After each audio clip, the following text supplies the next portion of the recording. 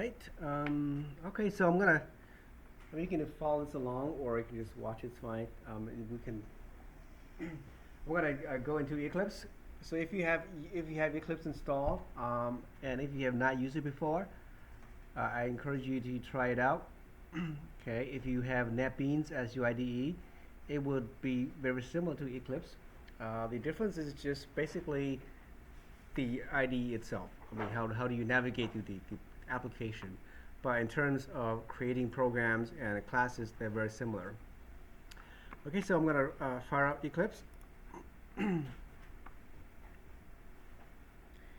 And if you're not using the latest version, which is still be fine. If you're using the older version, that shouldn't be a problem. But let's see, I have.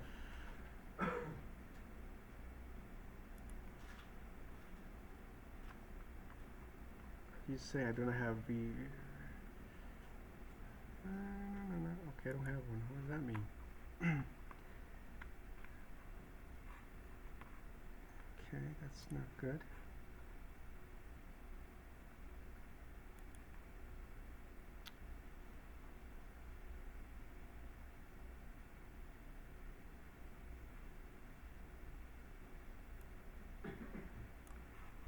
Okay, for some reason mine is not working.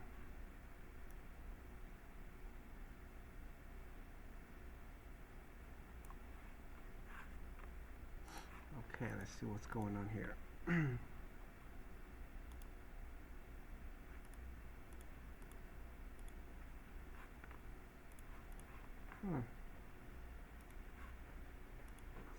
Let's see where it is. C drive. I do have Java here. It's looking for in the E drive. Where's the E drive?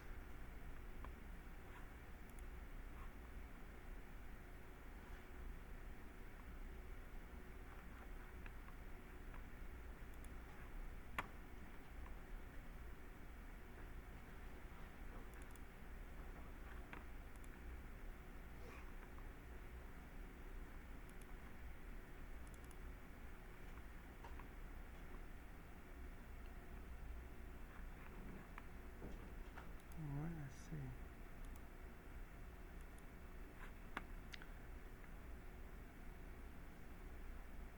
E-application Eclipse.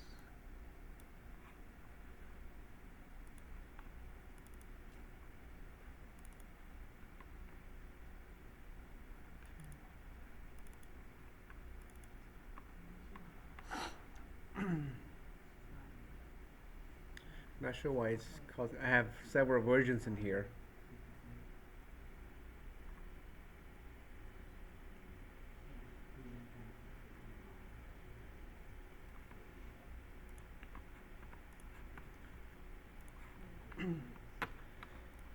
All right, so as you can see, my IDE here, I have a lot of all these old programs here, and I'm just going to remove some of these. So as you build your projects, you'll be seeing what you see here. A lot of these different folders here. You can have as many programs as you want here on the same folder on the Project Explorer. And if you don't want to see them in here anymore, then you can delete it. Just be careful that when you delete, you have two options. Can you see here? You're losing something there, right? Oh, it's not seeing everything there. That's weird.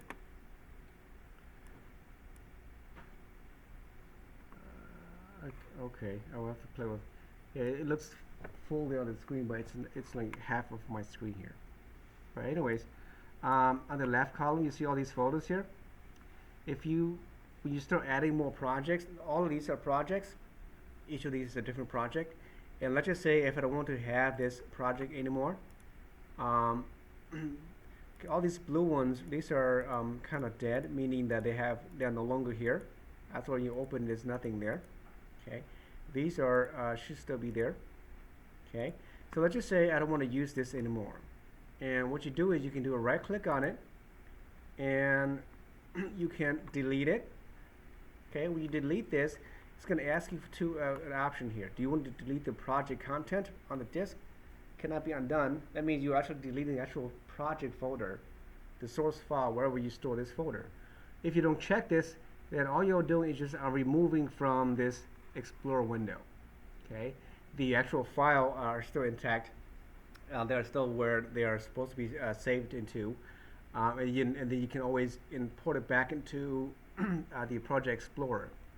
Okay, so when you delete your projects, make sure pay attention to this. Do you want to delete the entire project, the source code itself, or you just want to remove from this window? Okay. So what I'm doing now, I'm not going to check this box because I don't want to delete this, but I do want to remove from the screen here. So if I click OK, now it's gone from this window. And if I want to use it again, then I will have to open it again or import it back into the window here. Okay.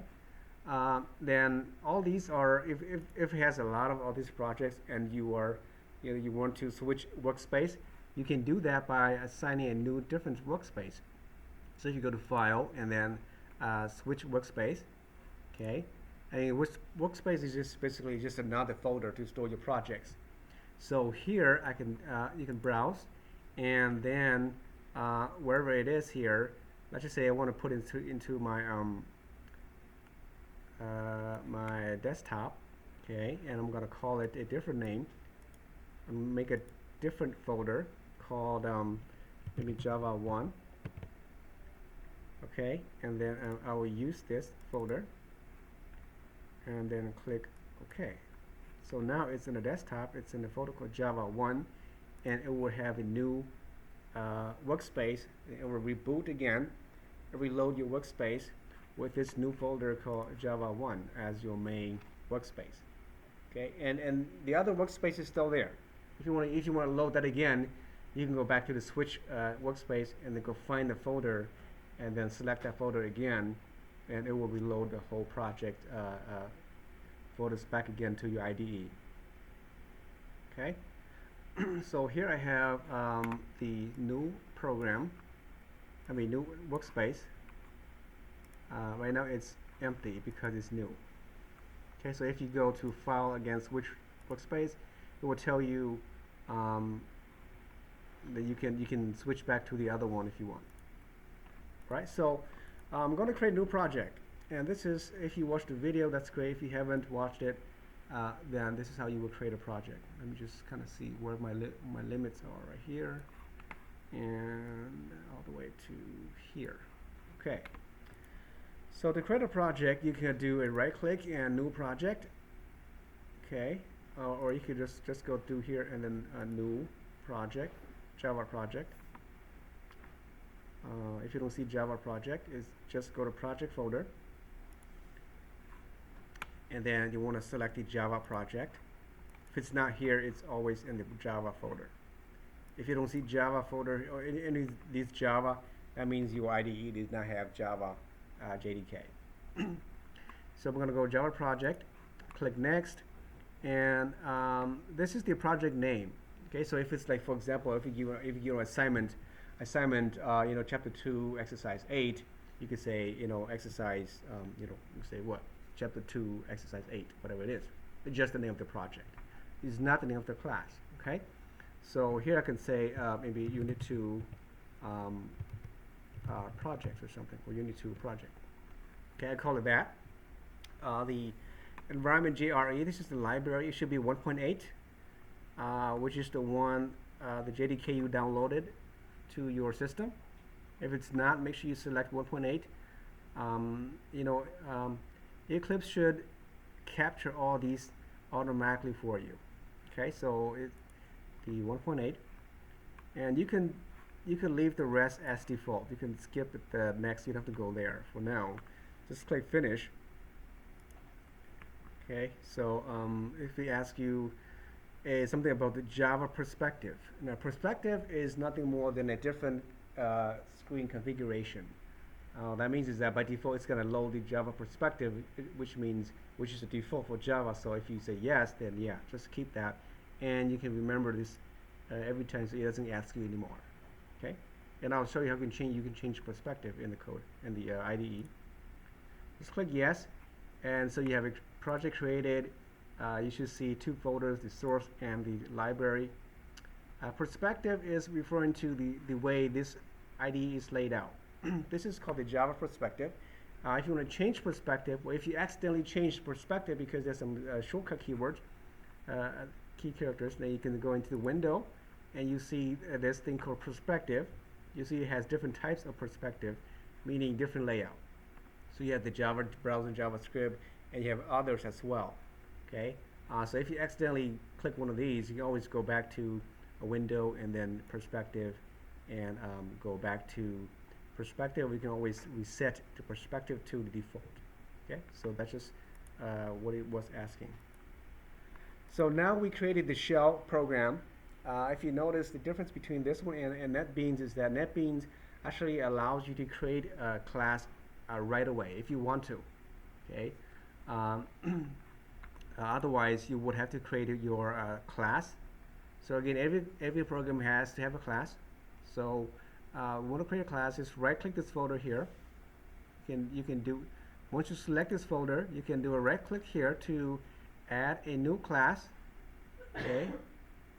Or you can do this way, or you can just say, you can just click this icon here with a little C plus and then add new class. Okay, so that's probably faster. And it will present this window. You should have the source location of your where it's going to be stored inside the source folder, and then the package. Again, the package is just another folder to store your programs. And eventually, we'll learn about packages. Which is actually ideal to do that because you want to source your package or your files together. Do you have a question? No? Okay. Okay. Okay, so you can leave that blank for now. If you're using NetBeans, NetBeans might add this automatically, which is fine too. Okay, so we can keep as it is. And what's important is the name here, the name of your class. Again, the name of your class is also the name of your file. So whatever you call here, Eclipse will automatically create a file for you. And in this one, I'm just going to say chapter 2. Okay, so it'll be chapter 2 class. So you'll see that it is a file called chapter2.java. Okay, we'll leave the public, the modifier as it is. We'll keep the rest as it is. And since this is the only class I have for now, and this is the main class, then I want to include the void main static method in there. If you don't check mark this box, then it will not include it in there. Which later on you'll see that we won't be using this one because only one will have a method called main. Not all of them will have it, just one, and that is the entry point to your program. This is where your program starts from this main method, and it will expand out to other classes. So for now, check marks, put a check mark on that box there, and then click finish. So now we have the Java class, and we have this method created for us because we put the check mark on it, right? Okay. Let me make this a little bit bigger because it's really tiny. Change the font just in case you want to know. It's in the window preference, under the general, I think appearance, or a bit color and font. It's kind of hard to get there. Or was it? Oh, font text. There should be another.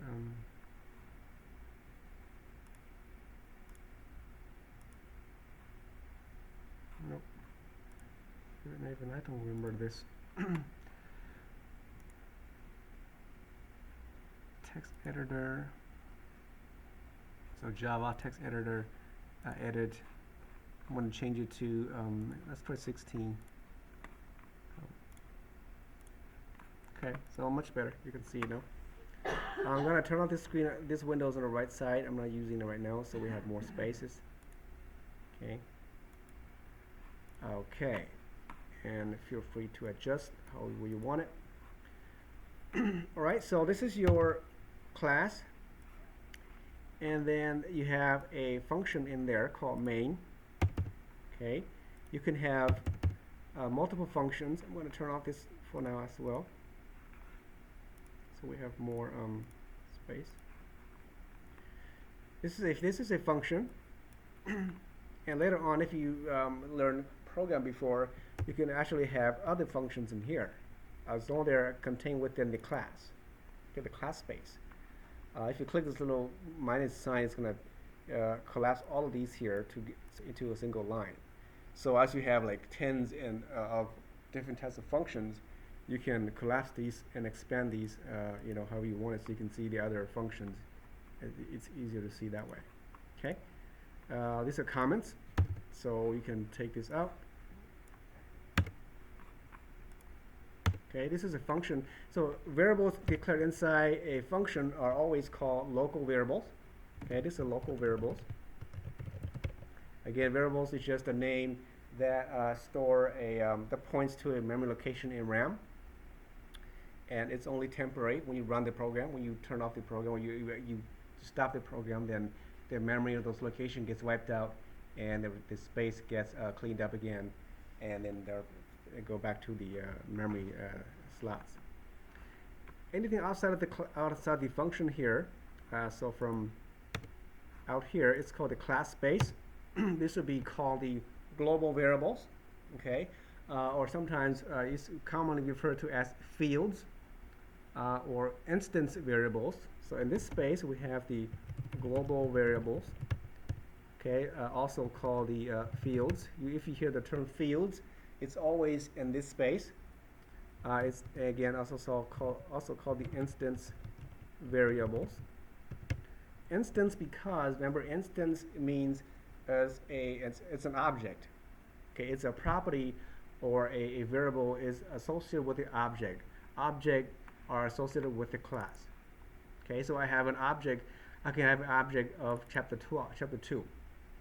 I can call an object like in here. For example, I can say chapter 2. This is how you create an object. Chapter 2. ch2 is equal to new chapter 2. So I have created a new object called ch2, which is referring to this chapter here, and then this object here can access any of these global variables or functions if it has them. Okay, so this is an example of how you create an object or instantiate object, but again, we'll learn this in chapter 3. All right, so I'm just going to show you the spaces where you can declare variables, and these are called variable scopes. Okay, because each has a different scope, meaning it exists within only a different area in the code. So your local variables only exist or seen within this function called main. If you declare any variables in here, they cannot be seen outside of this function or by any other function at all, right? It's contained within that space. So you have this local scope. So local variables also have the term local scope. Okay, and this all be like again would be like global scope.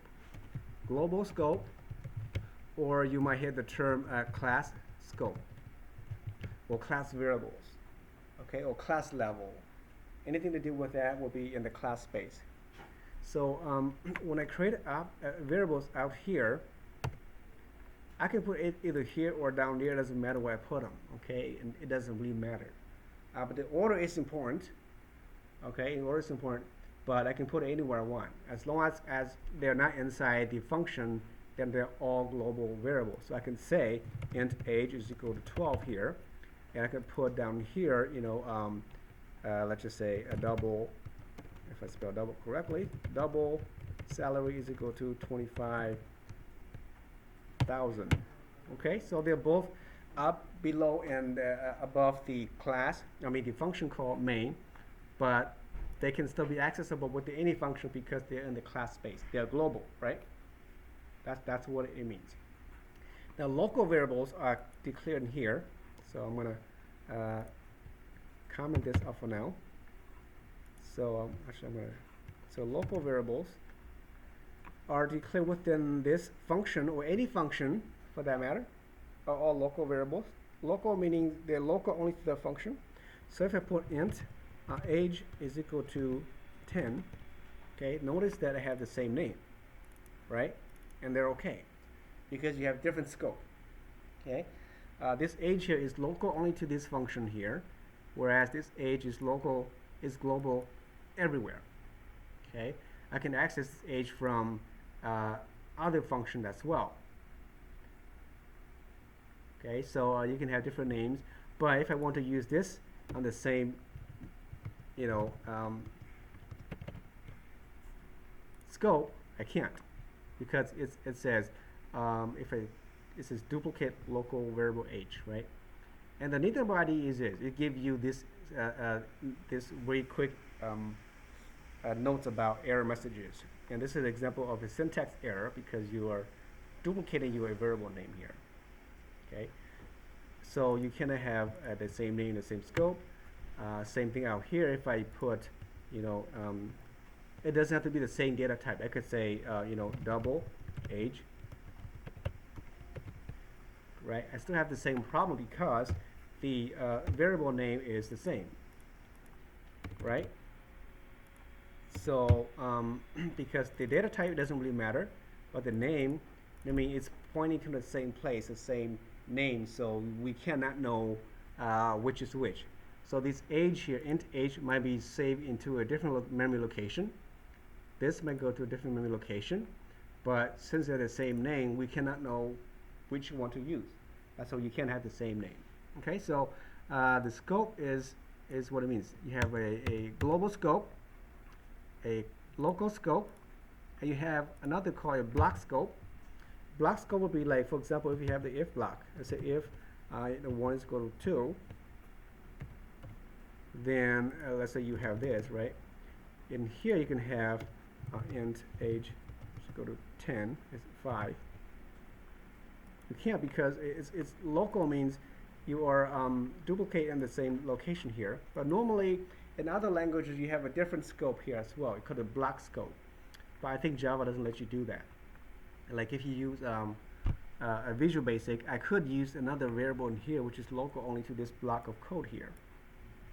Okay, but in any case, if I were to have, let's just say, int num, okay,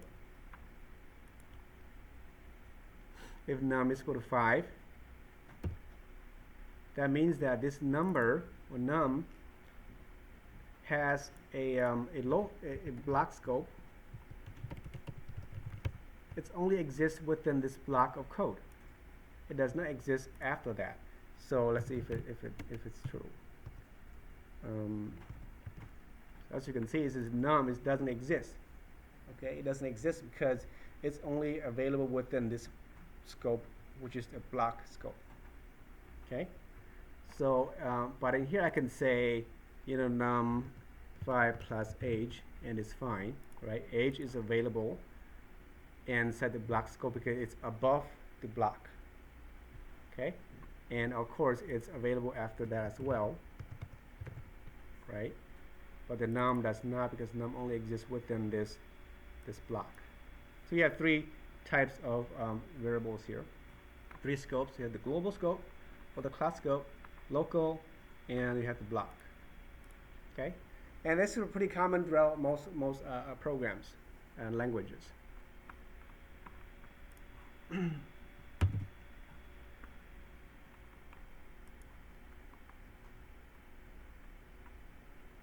Are there any questions? Are we okay?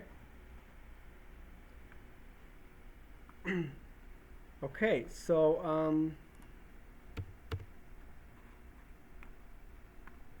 int age. So for now, okay, most of the assignments in chapter 2 are still be dealing with local variables. We will not be dealing with any of the globals until maybe chapter 3. When we talk about classes and instances and so on, but we'll revisit this again in the these global variables. But you can use it though if you have a number or a special, I don't know, value that you want to use throughout all your programs. Then you want to put up here, like some common, values. Like for example, if you want to talk about pi, right? Again, pi is, you can say double pi, it's equal to 3.14. Okay, Notice if I put double pi, is this, so what is this, what is this pi? Is that a constant or is it just a variable? Why? Declared as just a variable, it's just double and pi, otherwise. If I use the capital pi,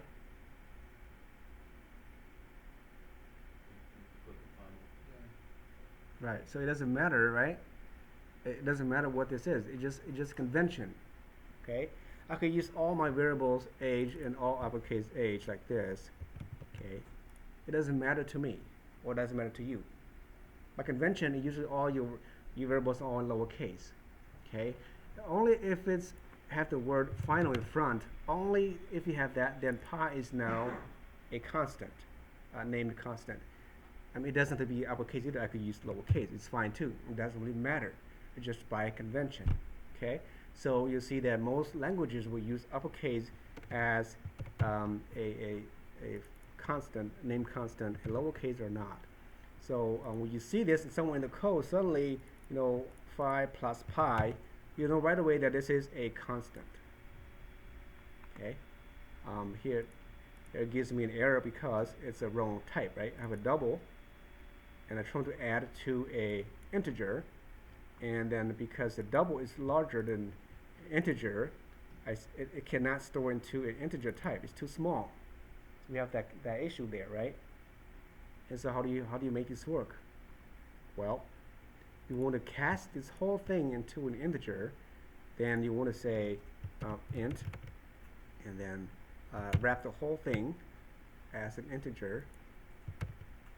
Then boy, that still won't work because pi is constant. Oh, it's a static. Okay, we'll talk about that later. But let's just say if I have 2.5. Okay, so it's a decimal number. That means automatically it's going to think this as a float or a double, and then to convert it into int, we do that. Okay, so back to this one here, right? So if you don't have the final in front of it, that this pi is just going to be a regular variable name. I just happen to call it with a big pi instead of a small pi. So this is in the global space. So that means that if I have another function, okay, so let's say down here, and I know we haven't done a function yet, but I just want to show you what it is. It will be very similar to this method here. Okay, so I have like public. Instead of static, I'm going to call it not static, and I have a void, the data type, just like the way you do here, the data type, and then a function called maybe sum, for example. Okay, so void means this sum does not return any value. What does void means? We'll talk about this later as well. Void is another special data type. Okay, if you don't, it only applies to functions. So if a function, normally, if you remember in other languages or programs, a function usually returns a value back, right? Whatever the value is, you have to specify here. If it's a strongly typed language like Java or Visual Basic, if it's PHP or JavaScript, you don't have to say it. But void means don't return anything back. I don't need it. That's why the main method, it returns type void. That means I don't need a return statement. So typically, you would say return the sum, maybe the integer of these two numbers. So if I put this n right away, you have a red line, and if you put your mouse over it, it says this method must return a result of type int. Okay, you have to return a value back by using somewhere in here. You have the keyword return, and then return what? Okay, so the results here, if I return, a 5 plus 4 plus 5, then the result of that is 9, which is an integer. It matches the data type, and then therefore it's good to go. Okay, so that's what it means, the data type. If you look at this, it's very similar to how you declare variable names. Int age, int sum, but it's a function. right? Um, okay, so in terms of global scope, here is the pi. Pi, I can use this inside this function called main, as I did. So if I can say here, I could say here, for example, if I declare another variable called double type, just x is equal to, 10 times pi, right? Because pi exists. Well, what happened here? Oh, okay. Yeah, okay. Static. I have to put static up here. And the reason is because is this we'll talk about this again in terms of objects. I cannot just reference pi right away. Here I have to use the static. So make it so it's not a part of the object. So you have to, if you want to use it in this way, you have to make this a static, like you used to avoid the main here. But I just want to show you the concept of a global variable. So pi can go here, and then pi can also go here. I can say return, I could use like a double y is equal to pi, right? And so it's fine here. I can access both in both locations without any problem. But local, then you can, right? If it's local, it's age only exists in here, then I cannot access age down here. And if you want to use a global variable, then make it static in the global space. Okay? So, in terms of scope.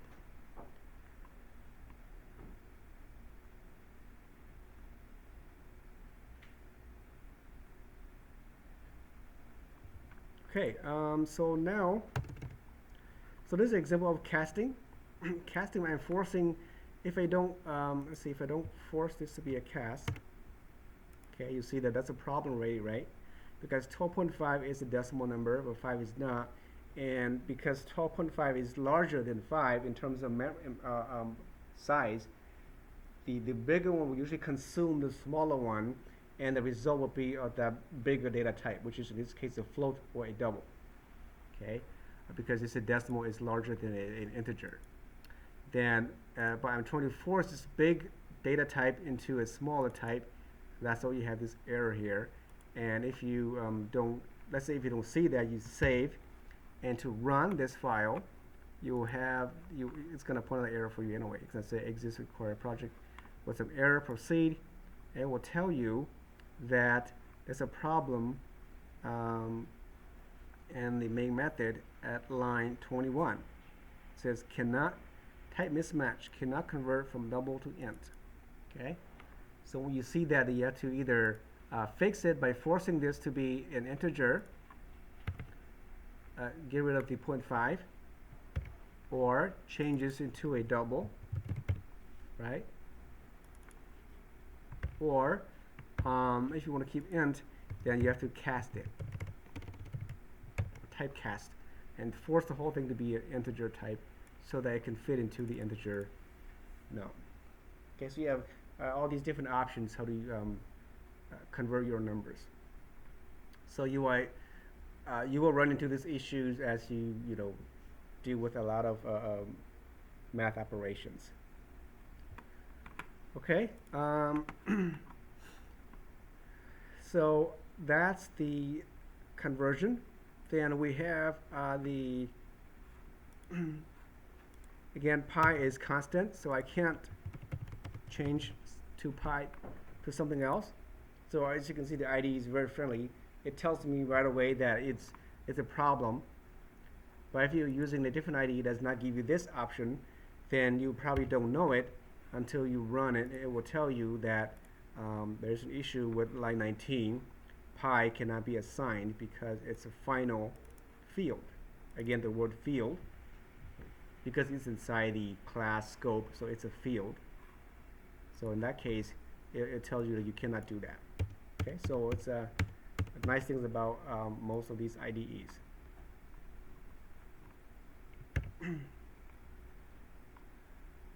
All right. Comparison. So here I have 1 is equal to 2. Is it true or false? False, right? So that means that if it's false, then this statement will never get executed, it will never run, right? Because it's false. I'm testing the equivalent of two constants or numeric literals here. 1 is equal to 2, it's false. If it 1 is equal to 1, then yeah, it's true, and it will run it, right? You can test that way, or you can test using variable names. Is 1 is equal to age, okay, right? Or you can put two different variable here as well. X is equal to age, so on, okay. And you can, if you combine of these many of these operators, you can have these different type of compound operators. So you can say if x is equal to age, you can say or is this, okay, or x is greater than 5, okay. So either one of these is true, then of course you want to wrap this whole thing so in this way. So I can say if this is true or this is true, then run the rest of the code, right? It doesn't really matter what the other one is. This is what's called a another name for this will be a short circuit OR. Okay, what that means is that if this is true, then it doesn't have to go ahead and check the other one, because why should I? Right? If it's already true, then just run it. It only checks this side if this is false. Okay? If the left is false, then it will go ahead and check the other side. Otherwise, it will just run. Copy this down here. Just copy and paste. This is the end. The end is 2 ampersand. So this is the OR. This is the end, or short circuit. Another name you might hear, end or short circuit OR up here. A short circuit meaning, it's like you don't have to perform the rest of the operands if one is already met the criteria. Okay, so in this case, age x is equal to age and x is equal to 5. That means both of these have to be true in order to run this line, right? By using this one here, this and here means that first it checks for this one. If it's false, then of course you don't have to check this again. It doesn't matter if it's true or false. It's going to be false anyway, right? So therefore it does not check the rest. It will ignore the rest. If you have 10 of these, x is equal to age and x is equal to 5 and x is positive and x is negative, whatever it is, you can have 10 of these, but if one of those is true from left to right, then it will stop there and it will ignore the rest. So the point is, it's going to save the CPU time. You don't have to calculate the rest if one of them already met the criteria. The only time when this part is checked is if this is true. If it's true, then it needs to know whether the second part is true also. If it does, then it will check it. Okay, so so that's the end. The other ones are like, for example, you have age. So age is equal to, so every year is age plus 1, right? So every year you increase age by 1. Okay, so to do that, you say age is equal to age plus 1. If year is this year, then age plus 1. If years is next year, then age plus 1. You increase by 1. This is the increment here. So another way to do this, you could just say age plus plus. Okay, just by itself like that, they mean exactly the same thing. Or you could also say plus plus age. Again, these three statements mean exactly the same. The result will be the same. They mean a little bit different, but the result is the same. Okay, this one here means like increment age after line is executed. Okay, after you run the, let's say you run this way, reads 19, 20, 21. When the code is still, line is still at 21, age is still, in this case, let's just say if it's 10, if it's still 10, after I move to line 22, then age changes to 11. Okay, that's the difference. This one here means to increment age before line is executed. Okay, so again, when the pointer points to line 22, before it moves to the next line of execution, age will change to 11 already, and then it will jump to the next line, and the result will still be 11. Okay, so the difference is if you say, if you do this, if age is equal to 11, then you do something, right? That and this are completely different. If plus age, for example, okay, this is what the difference is. If I turn this off, okay, age is 10, and it says if age is equal to 11, then run this. If age is equal to 11, then this. In this case, it's false because age will become 11 only after this line is executed. So while it's still here, it's checking it, age is 10, so it will be false. This one, while it's here, then it means that, okay, add 1 to age first and then compare it. Okay, so this case will be true because age will be 11, and then you run it, you test it, and that will run here. Okay, so that is the major difference between the, if you put the increment before or after the age. And same thing with the pluses and minus. Okay, so that's the increment and plus. Then the last thing I want to just show you a little bit is the scanner here. The scanner is to read from input. So let's go to the very top here. So in the book you will see that it's going to say scanner. Okay, the keyword scanner. And you can use any variable name you want, just a regular variable name. As you can see, this is a class name.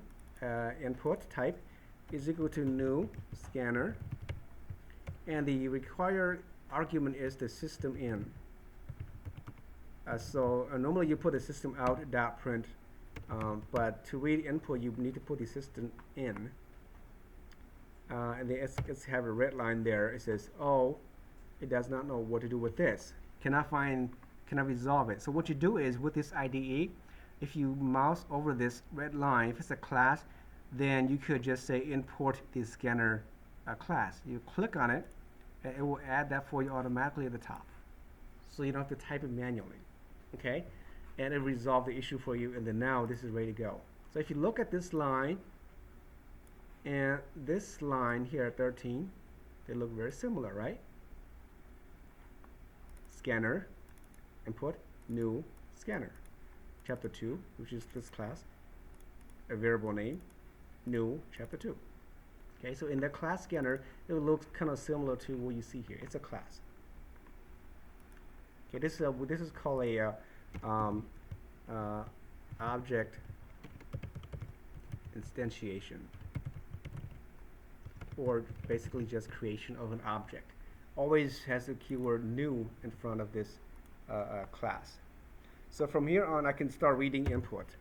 Okay, so let's just say here I have